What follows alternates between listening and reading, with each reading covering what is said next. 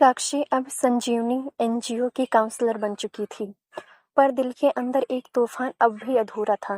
विवेक आजाद था और लड़कियों की जिंदगी अब भी बिक रही थी। एनजीओ की मदद से साक्षी ने एफआईआर दर्ज करवाई, जिसमें विवेक, अपने पिता और उस रैकेट से जुड़े 4 और लोगों के नाम थे। कल कोर्ट में गवाही थी, लेकिन आज रात वह डर फिर लौट आया था। लेकिन इस बार डर के आगे सच खड़ा था। अदालत में साक्षी की आवाज कांप रही थी, पर आंखें सीधी थीं। वकील ने पूछा, आपको कैसे पता कि ये वही लोग हैं? साक्षी ने जवाब दिया, क्योंकि जब एक लड़की का जिस्म नोचा जाता है तो वो नाम नहीं भूलती, चेहरे नहीं भूलती, और दर्द तो हर सांस में रहता है। पूरी अदालत सुन्न रह गई। साक्षी की आंखों से आंसू नहीं गिरे, आग निकली।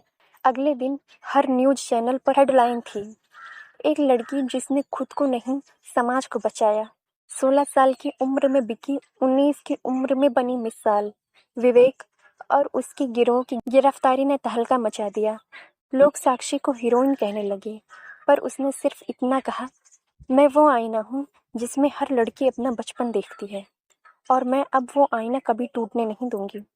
साक्षी 3 साल बाद अपने घर लौटी। माँ का चेहरा थक चुका था, पर जब साक्षी ने कहा, माँ, तुम्हारी बेटी अब किसी की छाया नहीं, खुद एक रोशनी है, तो माँ फूट फूट कर रो पड़ी।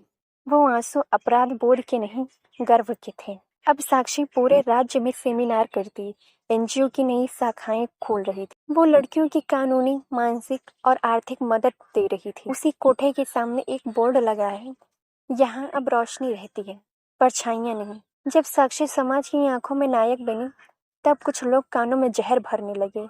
वो तो बिक चुकी थी, अब सहानुभूति का धंधा कर रही है। इन जैसी लड़कियां बदनाम करती हैं पूरे समाज को। इन तानों ने उसका दिल चीर दिया, क्योंकि ये शब्द किसी पराये के नहीं, उसके अपने चाचा, मौसी और मोहल्लों वालों के थे। साक्षी ने इन तीनों को जवाब नहीं दिया, बल्कि अपनी पूरी कहानी को कलम से उतार दिया। उसकी आत्मकथा, मासूम सी परछाई, बेस्ट सेलर बनी। लोग अब उसे साक्षी दीदी कहकर बुलाने लगे। उसकी किताबों ने हजारों लड़कियों को गुमनामी से आज़ादी दी। एक दिन राष्ट्रपति भवन से फोन आया, आपको नारी शक्ति पुरस्कार के लिए चुना गया है। स्टेज पर जब राष्ट्रपति ने साक्षी के सर पर हाथ रखा और कहा, आज तुम अकेली नहीं, लाखों बेटियों की प्रेरणा हो, तब साक्षी की आंखों से पहली बार गर्व के आंसू गिरे। विवेक को जेल में 10 साल की सजा हुई, लेकिन वहां भी उसका रवैया घमंडी ही रहा। जब तक कि एक दिन एक कैदी ने कहा, जिस लड़की ने तुझे दुनिया के सामने नंगा कर दिया है, वो लड़की नहीं, तूफान है। विवेक अब टूट चुका था और उसे पहली बार पछतावा हुआ। साक्षी अब एक मिशन चला रही है, परछाई से उजाला, जिसमें हर जिले में हेल्पलाइन सेंटर खोले जा रहे हैं। गरीब लड़कियों को फ्री शिक्षा, हॉस्टल, करियर गाइडेंस मिलती, पीड़ितों को कानूनी मदद और थेरेपी दी जाती। अब उसकी पहचान गुनाह की शिकार नहीं, बल्कि उम्मीद की मिशन बन चुकी है। एनजीओ में एक बच्ची थी, अनन्या, जिसकी कहानी कुछ कुछ साक्षी जैसी थी। ना वो बोलती थी, ना किसी को छूने देती थी। एक दिन साक्षी ने उसका हाथ थामा और बोली, तू रोती रह, मैं तेरे साथ रोऊंगी। तू चुप रहे, मैं तेरे पास बैठ जाऊंगी। पर एक दिन तू बोलेगी और दुनिया सुनेगी। 6 महीने बाद अनन्या बोली, दीदी, आप मेरी माँ जैसी हो। साक्षी उस दिन टूटी नहीं, पिघल गई। उसे लगा शायद वो बचपन जो उससे छीन लिया गया था, अनन्या ने लौटाया है। 3 साल बाद साक्षी पहली बार उस घर गई जहां वो पली थी। दरवाजा खोला उसकी माँ ने, आंखों में पछतावा, पर आवाज में डर।